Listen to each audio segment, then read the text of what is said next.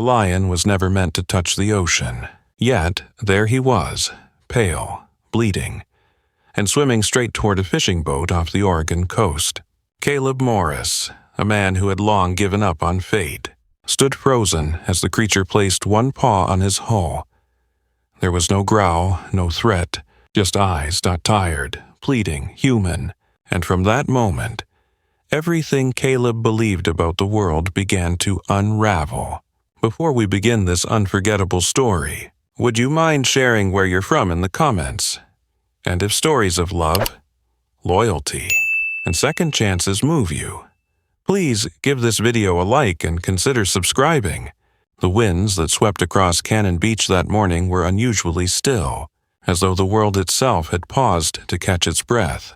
The Pacific glimmered silver blue under a sky quilted with soft clouds, and the seagulls, usually rowdy and raucous, circled high but silent. Summer had left Oregon behind, but fall had not yet taken hold, leaving the town in a strange, quiet limbo.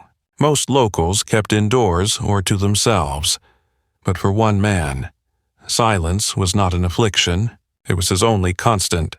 Caleb Morris, 58 years old, had lived alone in a small cedar cabin tucked behind the dunes just south of Haystack Rock. A former carpenter and Navy man, he bore the kind of build carved by decades of work: broad shoulders, sun-weathered skin, and hands forever calloused. His silver hair was always tucked beneath a navy beanie, and his gray eyes carried a fatigue that seemed older than he was. Since his wife, Elise, died of ovarian cancer 5 years earlier, Caleb had become a ghost in his own town. He no longer repaired porches or sanded boats, and he only went into town for coffee, nails, and books he never finished reading. The locals respected his space, but even they whispered, "The man's been walking with ghosts." That morning, as was his new habit, Caleb had taken his weathered fishing boat, the Fern, out past the usual crab pots, just where the rocky shoreline blurred into open sea. He wasn't looking for fish. He hadn't cast a baited line in months. What he wanted was water, wind, and the illusion of motion, the kind of solitude that muffled grief. He leaned over the side of the boat, pulling up an empty line when he noticed something odd bobbing between the crests. At first, he thought it was a chunk of driftwood. There was plenty of that, but the shape was too smooth, too symmetrical. He blinked against the morning glare and squinted. It was moving. Too big for a seal, too fluid for a dolphin, and it was swimming toward him. Caleb's breath hitched in his chest as the creature drew closer. His first instinct was to grab the engine cord and pull, to put distance between himself and whatever was heading his way. But something, a glint, a soundless plea, rooted him in place. The creature broke the surface again, just 50 feet out, and he saw it clearly now. Pale, soaked fur clinging to a broad, feline skull. 2 ears flat against its head. Huge shoulders. Its legs flailed weakly in the water. Its head barely above the surface. The eyes met his, ice blue, rimmed with exhaustion, full of something desperate. It was a lion. No, not just any lion, a white lion. There was no logic to it. No part of the Oregon coast was home to creatures like this. This was wrong. This was impossible. And yet, there it was. The lion reached the side of the Fern, and for a terrifying, breathtaking moment, Caleb thought it might try to climb aboard and tear him apart. But it didn't. Instead, one trembling paw, nearly the size of a dinner plate, slapped against the fiberglass hull and stayed there. Its body trembled violently, salt water streaming off its coat. Blood, faint but undeniable, stained the fur along its side. Caleb stood frozen, heart racing. The lion didn't snarl, didn't bare teeth. It looked at him like it was asking. His Navy training taught him to recognize danger. But this wasn't danger. This was surrender. The boat rocked slightly as Caleb reached for the coiled rope near the deck. His hands shook as he knotted it into a crude sling and tossed it over the side. "Come on," he muttered, not knowing if the lion could understand him or care. A moment passed. Then the lion, with deliberate effort, leaned into the rope. Its movements were slow, failing, but full of intent. Caleb braced his boots against the deck and pulled. Straining against the weight, the lion didn't fight. It let him do the work. After several excruciating minutes, the lion half fell, half rolled onto the rear platform of the boat. It collapsed with a shudder, foam and seawater dripping from its coat. It breathed in short, ragged bursts, ribs heaving beneath the creamy white fur. Caleb backed away, every muscle tight with caution, but the lion didn't move. It was done. He grabbed a faded tarp and slowly covered the lion's back legs, shielding it from the morning chill. He found a bucket, filled it with fresh water from his reserve tank, and placed it near the lion's face. It sniffed weakly and began to lap, spilling half the contents. Caleb crouched nearby, unsure what he had just invited onto his boat or into his life. He studied the creature's body, long, lanky limbs, a thick but matted mane just beginning to grow, suggesting a young male, perhaps no older than 3 or 4. The blood on its side came from a jagged wound, something unnatural, something deliberate. A small, choked noise escaped the lion's throat, less roar than exhale. And still, those eyes met his, not wild, not violent, just tired. "You're not supposed to be here," Caleb whispered, half to himself, "but you are." He reached into his old first aid kit and began tearing gauze, doing what little he could. The lion flinched when he touched the wound, but didn't strike. Caleb worked slowly, methodically, as he once had when bandaging his son's scraped knees or Elise's injection sites. His hands knew care. They remembered even when his mind did not, when the bandage was secure and the creature drifted into shallow, restless sleep. Caleb sat on the deck and looked out over the water. Something in him had shifted, though he couldn't name it. "I'll call you Zephyr," he murmured aloud. "You came on the wind, and for the first time in years." His voice didn't sound like it belonged to a stranger. The fog rolled thick over Cannon Beach that morning, veiling the trees in pale mist and muffling the distant sound of crashing waves. The light was slow to rise, filtered through layers of gray that clung to the coastline like regret. Caleb Morris stood on his porch with a thermos of black coffee in hand, staring toward the tree line where the white lion lay, curled in the damp grass. Zephyr hadn't wandered far since Caleb brought him ashore. His massive frame, still slick in places with old seawater, rested with a deliberate stillness that felt more like exhaustion than rest. The bandage Caleb had applied the night before clung loosely to the creature's flank, stained faintly pink. Caleb hadn't dared remove it. Not yet. By midday, the fog began to lift, and with it, so did some of Caleb's hesitation.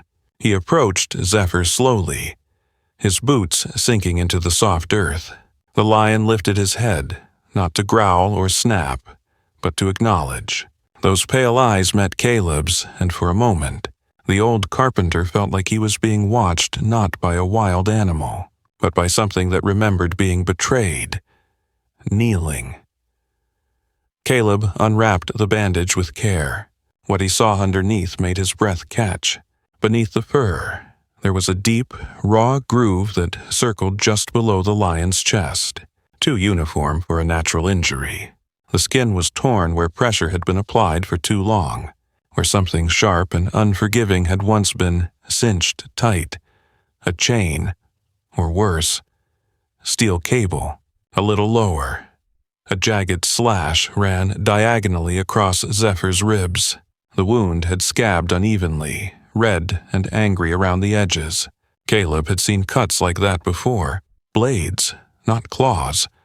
Someone had tried to kill this animal, not in self-defense, but in cruelty. He sat back on his heels and stared at the lion, now breathing heavily, chest rising and falling with quiet effort. Caleb's fists clenched without him realizing. "Somebody meant for you to die out there," he whispered. "But you didn't." Zephyr didn't respond, of course. He only shifted slightly, the way a dog might when someone gets too close to a sore spot. Not afraid, just resigned. That evening, as the sky dimmed to a shade of violet and the pine trees darkened into silhouettes, Caleb found Zephyr not under the trees, but lying beside the steps of his cabin. The lion's body was folded tightly against the wooden porch. Eyes half closed, tail curled. He didn't stir as Caleb approached, only raised his head slightly when he heard the screen door creak. "You know you don't have to stay," Caleb said softly. But Zephyr stayed, night after night. He returned to that spot, curling beside the porch like a silent guardian, like something too tired to leave. Caleb stopped questioning it. He started leaving a bowl of water on the steps each night, and small pieces of venison wrapped in cloth. Zephyr accepted both. Slowly, never greedily, and so the days settled into a rhythm. Caleb patching the old garden fence or splitting firewood while Zephyr rested nearby, always watching, never straying far. The lion still limped, and the wounds were slow to heal, but there was life in his eyes now.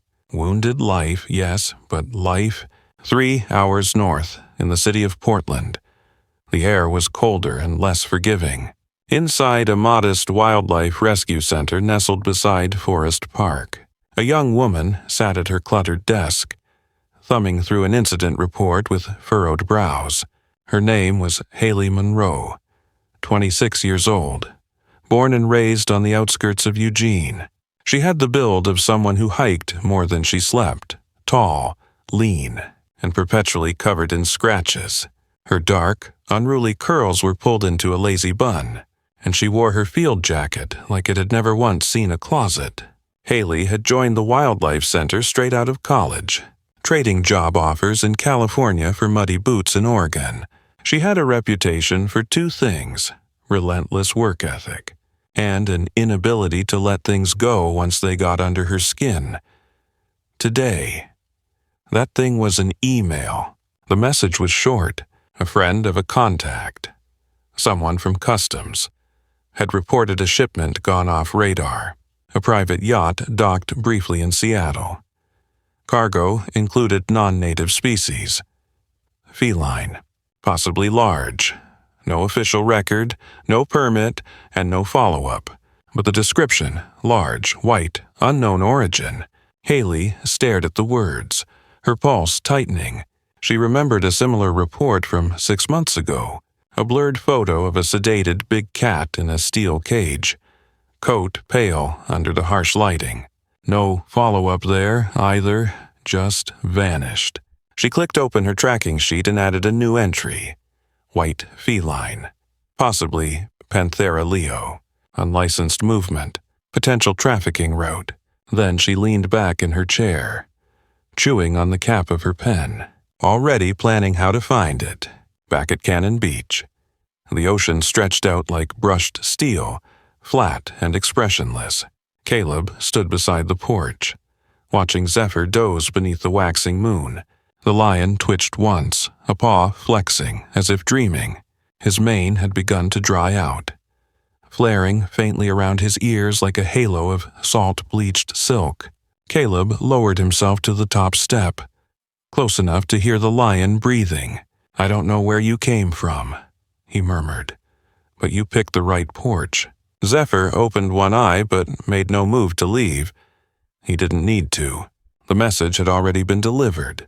The sky above Cannon Beach had turned a color that Caleb Morris hadn't seen in years, bruised purple, heavy with unshed rain. The wind came in strange, sudden bursts that rattled the windows of his cabin and scattered pine needles across the porch. Even the gulls had disappeared, leaving behind an eerie stillness broken only by the groan of the ocean and the occasional creak of his old weather vane spinning wildly. Storms were nothing new on the Oregon coast, but this one felt different, meaner, hungrier. Caleb could feel it in the pressure behind his eyes and the dull ache in his knees.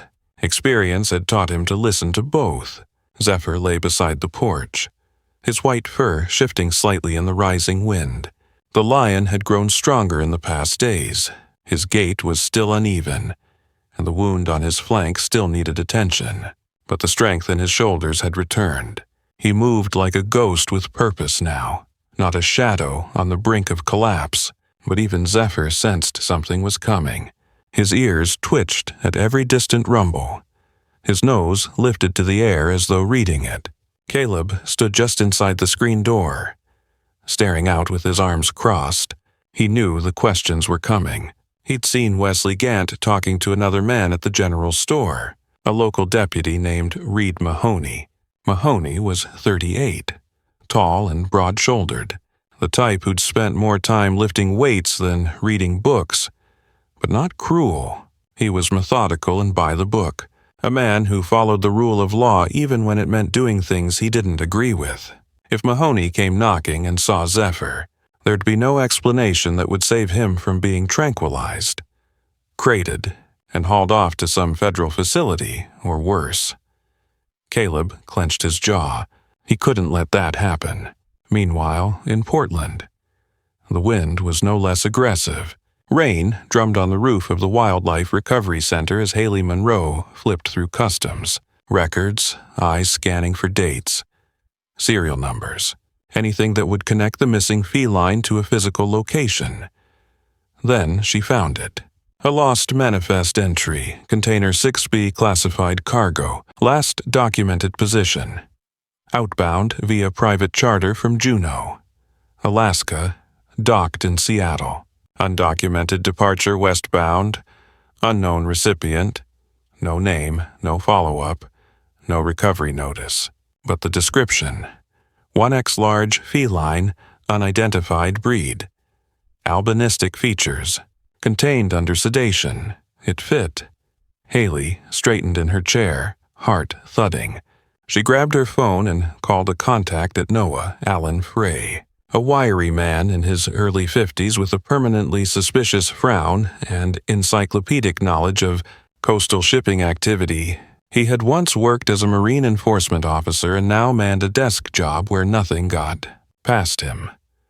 Alan picked up on the second ring. Monroe, "What are you digging into this time, missing big cat?" she said without preamble. White, possibly a lion. "You ever hear about a container going dark after a stop in Seattle last month?" There was a pause. "Yeah, rich idiot's yacht from Alaska. Name of the vessel was the Blue Star. We had eyes on it until it left Seattle unannounced. After that, it's like it vanished. Word is, something went wrong on board. Like what? Mechanical failure, maybe? Or a spooked crew. There were rumors someone released something below deck." Alan's voice dropped. "Some kind of animal." Haley's pulse spiked. Where did it head? Last radar signature puts it 20 nautical miles off the Oregon coast, right around Cannon Beach. Haley was already reaching for her keys. "Thanks. Alan, I owe you. You owe me a lot more than one," he grumbled, then hung up. She was gone before the rain stopped falling, tires hissing against the wet pavement, heading for the place where the ocean might have swallowed a lion whole, but didn't, back in Cannon Beach. The wind had shifted from warning to violence. The trees behind Caleb's cabin groaned under the weight of it, their tops bending like knees under a burden. The storm had arrived. Caleb had spent the day packing old tarps, ropes, and some food supplies into his truck, just in case. But the idea of moving Zephyr anywhere felt like trying to relocate a cathedral. The lion wasn't tame, he wasn't a pet, but he stayed. That meant something. Just after nightfall, as Caleb stepped outside to secure the shutters, a deep crack echoed through the air, like the world snapping its fingers. He turned just in time to see the old pine above his cabin begin to fall, a blur of black against a sky full of lightning. He couldn't move fast enough, but Zephyr did. Out of the dark, The lion lunged not at Caleb, but into his path, with a powerful shove of his shoulder. He knocked the man sideways, just as the tree thundered down behind them, smashing part of the porch and shattering the railing. Splinters rained into the air. The silence afterward was complete. Caleb gasped, blinking up at the pale face of the lion now standing over him, panting, ears low. "You." He started to speak, but stopped. Zephyr turned his head slowly toward the fallen tree, then back toward Caleb, then stepped away. Limping slightly, he disappeared into the shadows. But Caleb understood that wasn't instinct. That was a choice. He spent the next hour gathering his strength and a few crucial supplies. The power was out. The road behind the cabin was blocked, but the mountain trails northward, old fire roads once used by logging trucks, were still accessible on foot. By dawn, Caleb had loaded a pack with bandages, dried meat, a hunting knife, and a wool blanket. Zephyr stood at the edge of the trees. Waiting, they didn't speak, not in the way people did. But the silence said enough. They disappeared into the forest, just as the sun pierced through the wreckage of the storm. The early light filtered softly through the dense canopy of Douglas firs, casting a green-gold glow on the narrow path ahead. The trail Caleb had chosen was old, once carved by logging trucks, now reclaimed by nature and silence. Fallen branches snapped underfoot, and the scent of wet bark and moss clung to the cool mountain air. Behind him, Zephyr moved with surprising quiet for a creature his size, his pale coat almost luminous against the forest backdrop. Caleb had no clear plan, only a direction. His instincts, sharpened by decades at sea and tempered by solitude, told him they needed to disappear. At least until the storm passed and the questions stopped.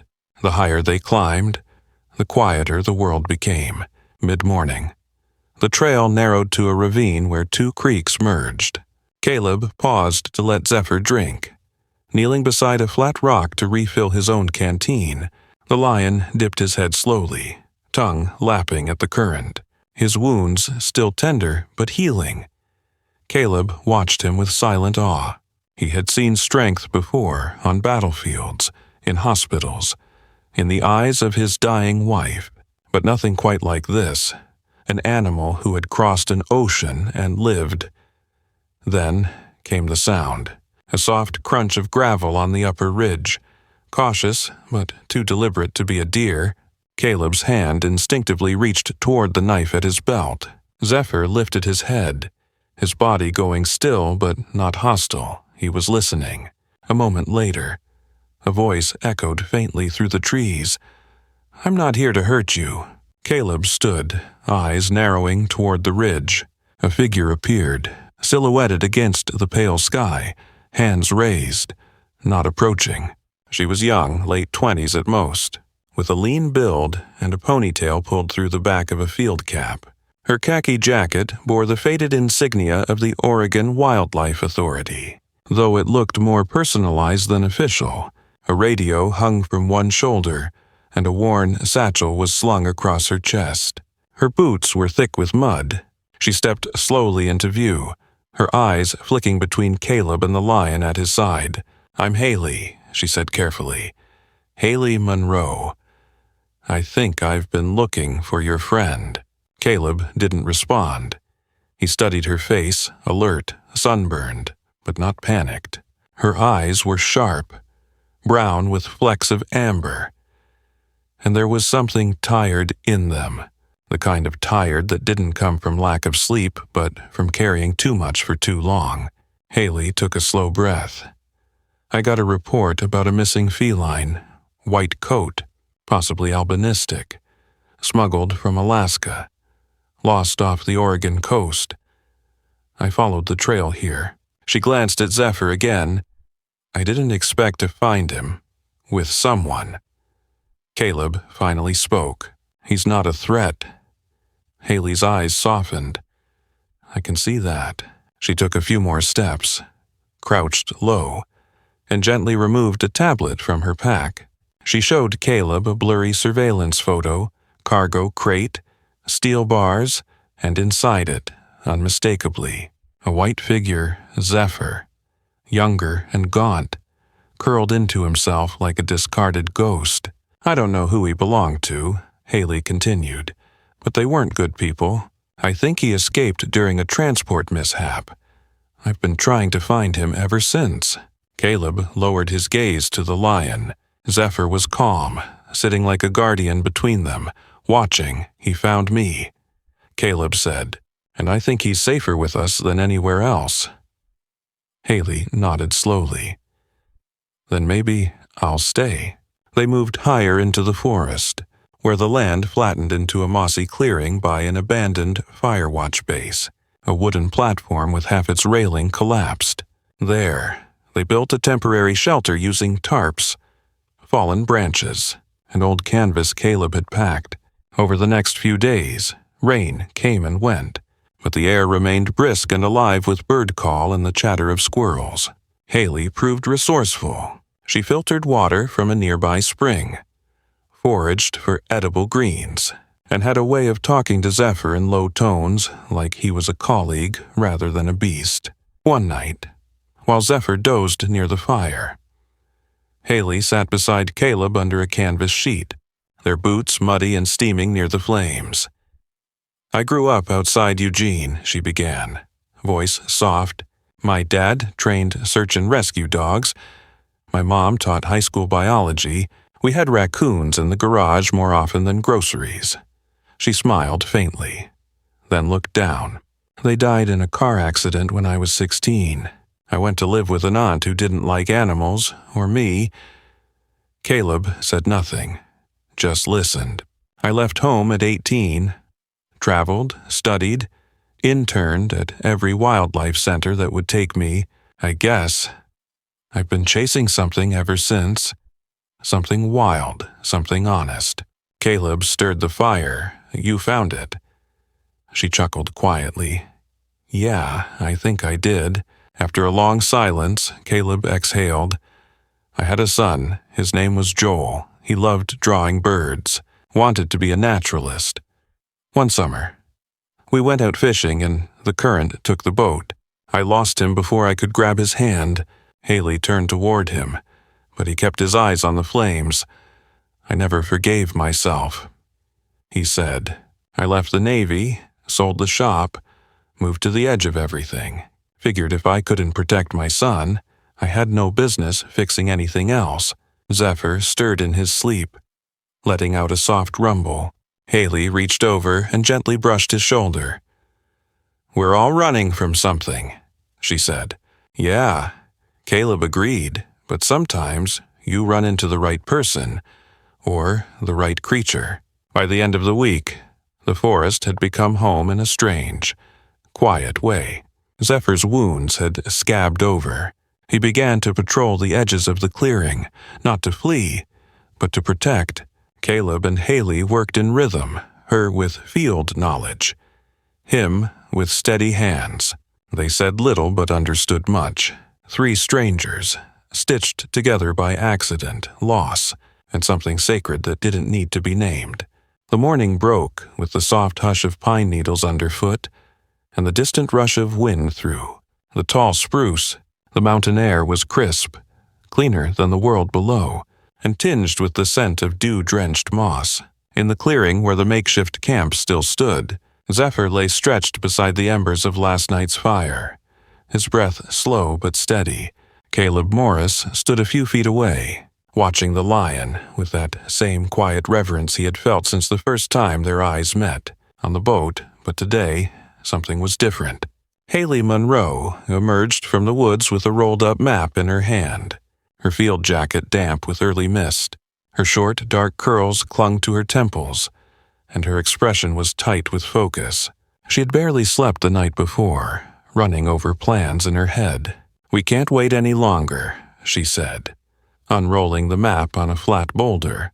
There's a wildlife sanctuary just north of the Cascades, privately managed, tied to the University of Oregon's ecology program. I know the lead researcher, If we can get Zephyr there, he might stand a chance. Caleb stepped closer. And what if they say no, they won't? Haley replied firmly. Not if we get to Dr. Kaminsky first. Dr. Nate Kaminsky was a name Caleb had never heard. But Haley described him with the weight of someone who had trusted few. A broad-shouldered man in his 50s with a sun-leathered face, wild gray hair, and an obsession with protecting the untamable. He ran the sanctuary like a monk ran a chapel, quietly, fiercely, and with no tolerance for red tape. Zephyr stirred beside them. Blinking slowly as if sensing the shift, Caleb knelt down, ran his hand gently along the lion's shoulder. He's strong enough to move, Caleb said, but barely. They began packing before noon. Caleb bundled the few supplies they had into a weathered rucksack. Haley arranged a sling out of old tarp and canvas, wide enough for Zephyr to lie down, but tight enough to carry on their makeshift sled fashioned. From branches and rope, it was crude, but it would work, if the ground held, just as they were about to break camp. A sharp rustle snapped Haley's head to the left. They weren't alone. Emerging from the tree line were 3 men dressed in mismatched camouflage jackets and dusty, black boots. One of them carried a tranquilizer rifle. Another had a steel baton clipped to his belt. Their leader, a lean man in his 40s with thin blonde hair and sharp cheekbones, wore a smirk that didn't reach his cold gray eyes. His name was Vin Mercer, and he didn't need an introduction. You've got something that doesn't belong to you, he said. Caleb stepped protectively in front of Zephyr. Haley, already reaching for the folding knife in her coat, stood shoulder to shoulder with him. Mercer tilted his head. Easy now. You're harboring private property. That lion is worth more than your shack and everything in it. He's not property, Haley said through clenched teeth. He's a victim. Same thing. One of the others chuckled. Depends who's paying. The situation teetered for one long second. The air so still that even the birds had gone silent. Then Zephyr rose, slowly, deliberately. The lion stood to full height. His frame, still lean, had the unmistakably powerful. His pale eyes locked onto Mercer. And for a moment, there was no mistaking the message. The wind shifted. Zephyr took one step forward, and then he roared. It wasn't a cry of pain or confusion. It wasn't a protest. It was a warning, a sound ancient and absolute, born not from fear, but from truth. The trees trembled with its force. The echo bounced down the ridge, a raw, primeval thunder that made the men stagger back as if struck. Mercer dropped the rifle. One of the others turned to run. The third followed seconds later. No shot was fired. No blow was struck. Just the sound of a lion remembering who he was. Afterward, Zephyr slumped slightly, breath labored, but he didn't fall. Caleb stepped forward and steadied him, his hand on the lion's side like an anchor. They moved quickly after that. Haley led them along a back road that curved through valleys and over hills, avoiding towns and checkpoints. It took 2 days and a night sleeping beneath a collapsed barn before they reached the sanctuary's outer gate, a stretch of high fencing flanked by a wooden sign that read, Cascadia Wildlife Refuge, private property, entry by appointment only. Kaminsky met them at the gate, barefoot in wool socks, his graying beard wild and streaked with pine needles. His voice was deep, almost musical. After one look at Zephyr, he waved them through without a word. Inside the compound, open fields met thick woods. There were no cages, just wide enclosures with natural barriers. Deer grazed alongside rescued wolves. A jaguar lounged beneath a cedar tree, watching them with a slow, blinking curiosity. Zephyr was led to a shaded paddock with soft grass and a water trough. He lay down without resistance. Kaminsky pulled Haley aside. No names, no press. If anyone comes asking, he was born here, that's the deal, I understand, she said. And him Kaminsky nodded toward Caleb. Caleb met the older man's gaze with the quiet of someone who'd seen too much and said too little. He stays. Kaminsky decided, we need a groundskeeper, and the lion needs a friend. Weeks passed. Haley was offered a permanent position as head of behavioral research. Caleb was given a cabin by the eastern fence line, where the trees met the clearing. He split firewood, fed the animals, and for the first time in years, slept through the night. And Zephyr thrived. His wounds healed. His coat thickened. He rarely made a sound, but often rested near the edge of his enclosure, watching Caleb work with eyes full of peace.